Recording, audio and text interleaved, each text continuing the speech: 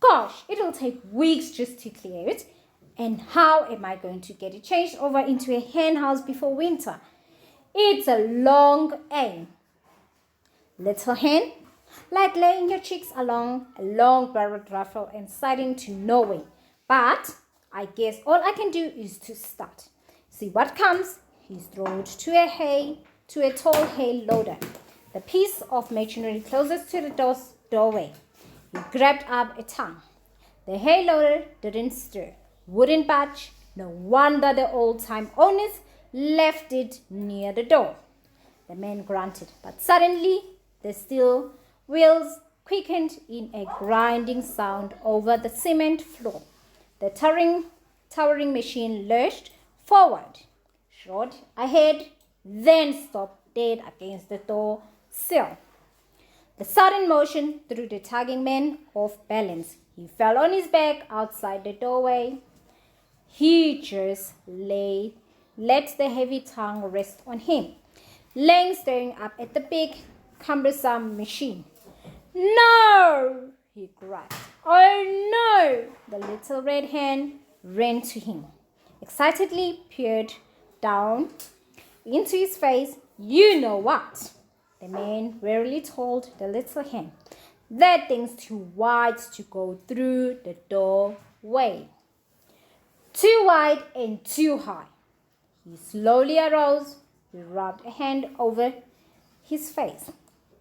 Disgustedly eyed the hay loader. You know what? I've got to push that big hulk back again. It blocks the whole doorway. His eyes went to the towering stacks of the basket where the dog lay hidden. Now, why couldn't I have started with something easy like those baskets? The wrenching struggle began again.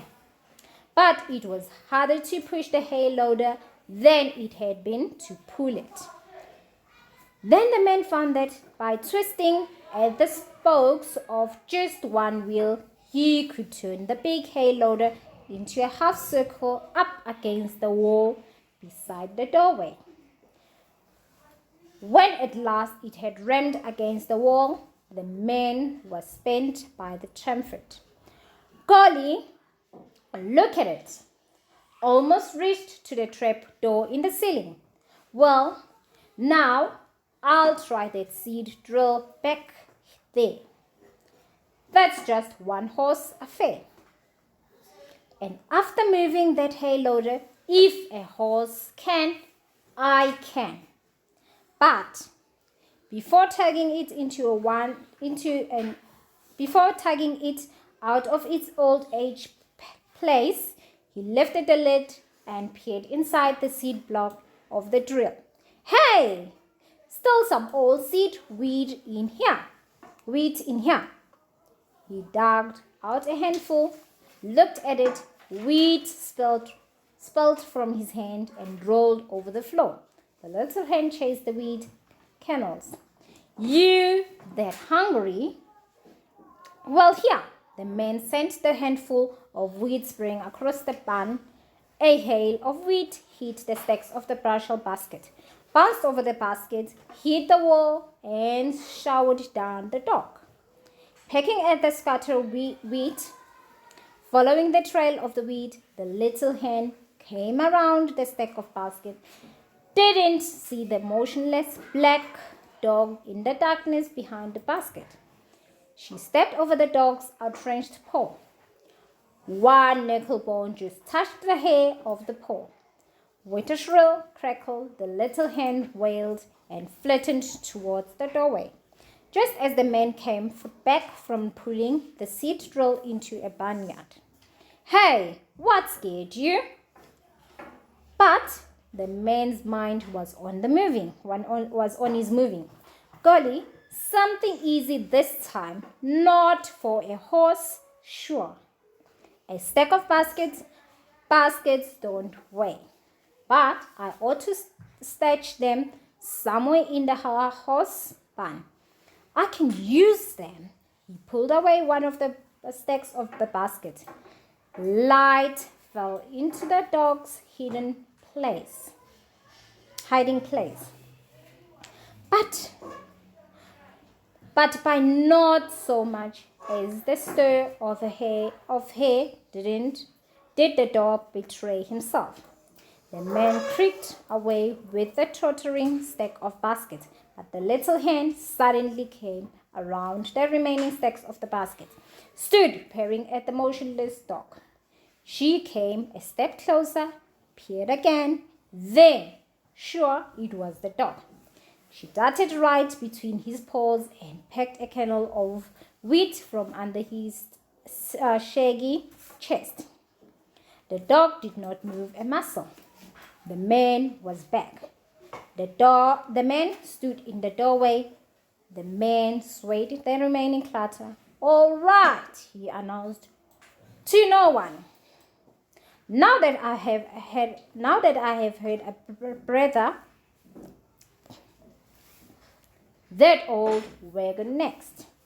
But when he got to the unwieldy wagon outside, the front wheel ought in the deep rut made by the drip of the barn roof.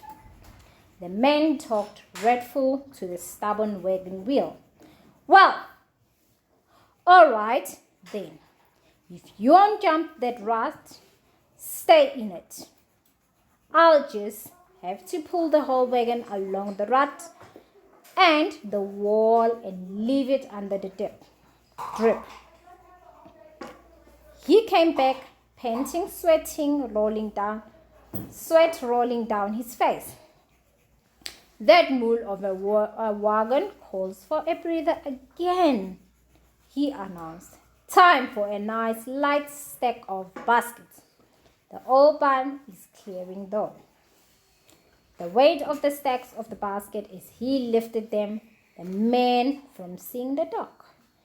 the man from seeing the dog. This time the dog did not wait.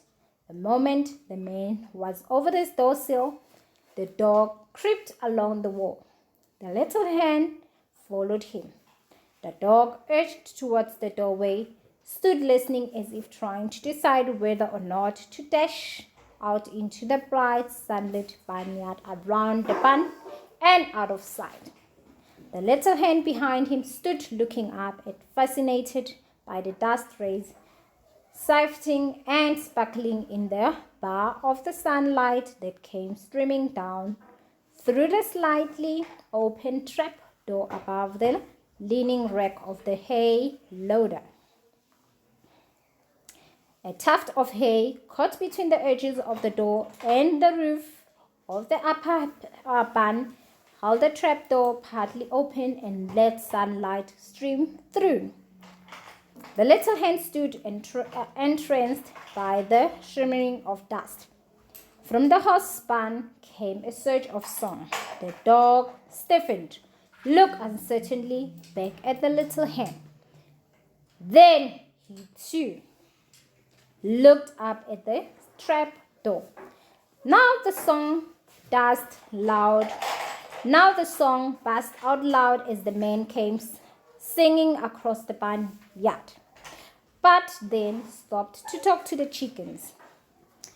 The dog wailed, mounted at the rack of the hay loader, dragged himself by the ropes and slats of the leaning hay rack. The loading rack wailed and grunted in the struggles of the dog. Then his nose was at that opening trap of the door. He hunched head and shoulders, thrust up at the door trap, forced it open with the hind legs, feeling poking for support on the unsteady hay rack. The dog slid from his front paws over the floor above. He dragged himself up by his forelegs. The tuft of the hay that had held up the trapdoor open fell on the struggle. Above the trapdoor eased down as the dog slid from under it. With a tiny thud, it fell shut. Above the trapdoor, the big dog lay exhausted in the dusty hay. He had pushed up his struggles. Suddenly he sneezed. Because over the hay dust, in his nostrils. After the sneeze, he lay frozen, listening, but the grinding sound of iron wheels over the concrete basement floor came up to his ears. Reassured, the big dog padded away, found some piled hay in a corner, and crawled behind the hay. The barn was warm with sun, bars and stripes of light coming through the shrinks between the long upright boards of the barn.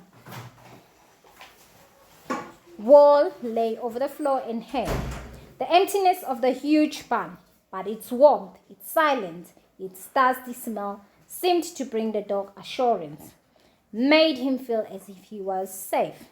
There wasn't a single scent of use, not a faintless scent that the man had ever been there. Here, the dog sneezed again, but the sneeze was muffled in a hay pile into which he had sunk. He wearily closed his eyes, felt safe enough not to be alert. Safe enough, after all his exertion, to sleep a little. A loud yell of the barnyard roused the dog. Immediately alert, he was also immediately on the guard. Only his ears pricked up. Otherwise, he did not move. He lay listening. The man was yelling down in the barnyard. "Come on, little hen!" The man yelled once more. "It's way past milking time on the big farm. But I've got to put you under the potato crate before I go. I've got to know you are safe. Come on, girl." Sure of the safety and secrecy of his new surroundings, the dog padded over the wall of the barn, peered through the shrink between two of the long up and down boards. The man stood in the barnyard in the midst of all the clutter he had dragged out of the basement. White hands were around him, fluttering up amongst the tall machinery, pricking curiously at the strange things. The man paid them no attention. He stretched down, peered, and searched among the clutter. "Come on," he called again. "You are only bringing trouble on yourself. It will be dark soon."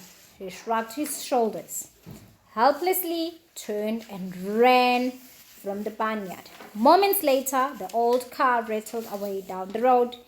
In the high barn, the dog listened to the last rattles of the old car as he peered through the shrinks into the deep barnyard. The sun had set and the night was early, but the chickens were earlier. Already, the first ones strutted determinedly up the long ramp. Out of the high hen house came the squeaking and quarreling of the nightly fight for an exact favorite spot on the roast. The sound alerted the hens, still on the ground. They too hurried up the ramp. Below the watching dog, the barnyard lay still and deserted. Nothing stirred amongst its clatter. Then into the barnyard came the little red hen on her quick rolling jaunt. She tried to scamper up the ramp, but she slid back and flopped to the ground. She stumbled up, tried it right over again, and slid again. The rooster poked his head out of the opening at the top of the ramp. There, fluttering above the bottom of the ramp and not coming up at the wall, was the little red hen. He strode on the ramp, wanted the little hen to come up. She just kept flattening and flapping her wings. Didn't obey, didn't come up. The rooster grimly watched her with no understanding. Offended by this disobedience, the rooster pattered down the ground, tried to drive the little red hen up the ramp. She staggered up before him, but lost her balance, knocking her proud feet from under him. Together, the scared little red hen and the enraged rooster flopped to the ground. The little red hen was up first. She scuttled across the barnyard, racing for the deep shadows against the wall of the looming hay barn. The rooster took after her in grim silence. He too disappeared in the shadows. Up in the barn, the dog stiffened, lunged away. From the wall raised towards the big doors on the opposite side of the barn, he threw himself against them, but he couldn't budge them. Now there was a pained squeaking from the little hen in the barnyard. At the sound of the dog turned the doors, raced back towards the opposite wall. Too late! He tried to break himself.